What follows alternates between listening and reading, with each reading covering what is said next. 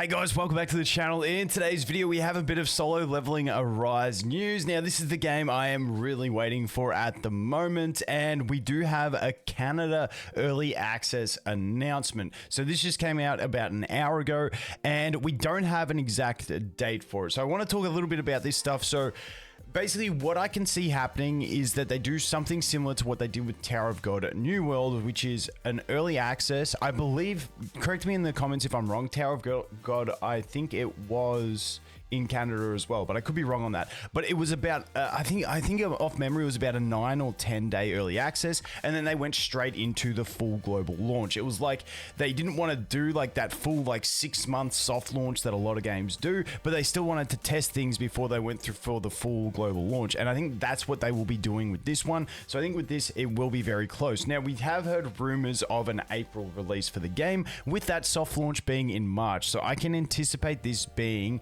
in the next 15 days that we do get this early access. Now, I can't remember where I read it, but it's been everywhere through the Discord and everything like that, that they're doing an offline reveal on the 19th, where they're going to go through all the stuff internally. And the best I could find here was from Kaku, put this post out, and this is the kind of information that's been floating around, that on the 19th there'll be an offline event. They're going to do the whole strategy for the game and stuff like that. So my anticipation is when they do this, that's when we'll get the date for it, which is in 4 days time. So I'm hoping we will get notified really soon about the Canadian early access, and then the actual global release date, because that's the more important thing.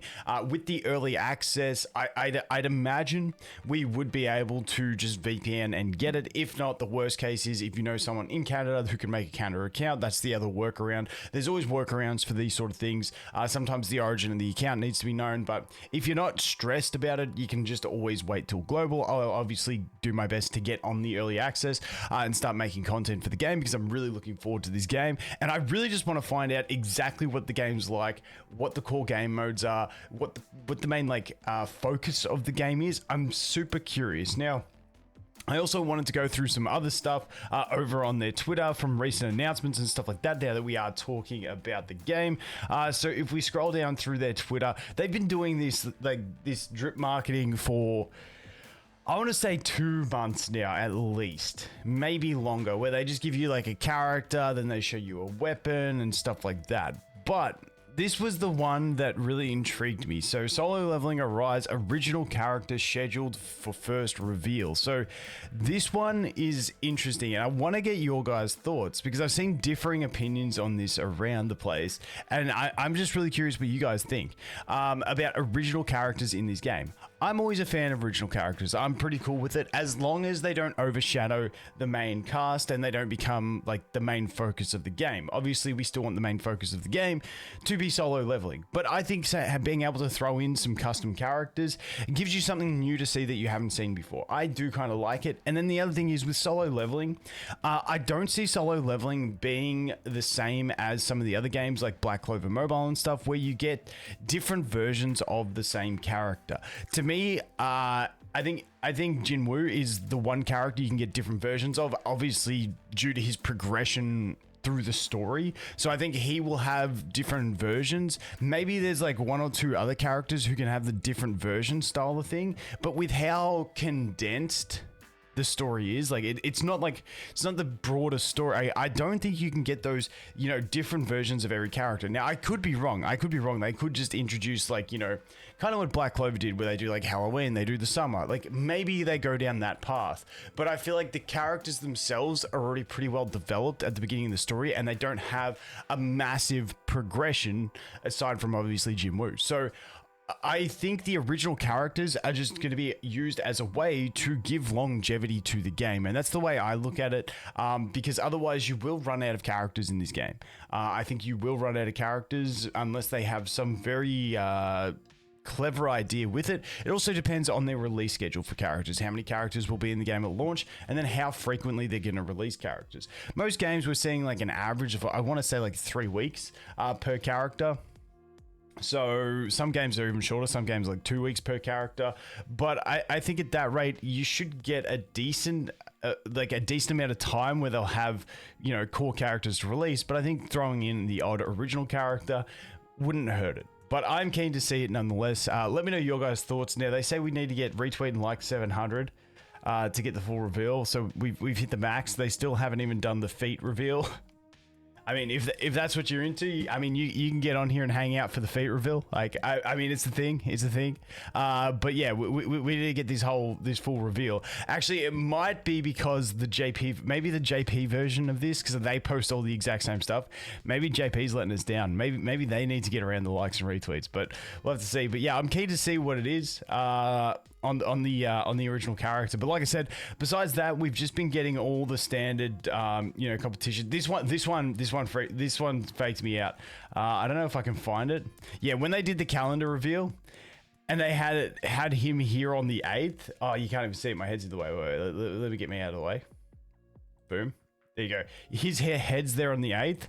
I was like, all right, sick. We're getting a reveal or a beta or something on the 8th. Nah, it's his birthday. I swear there's never been an official... Like, I tried Googling his birthday.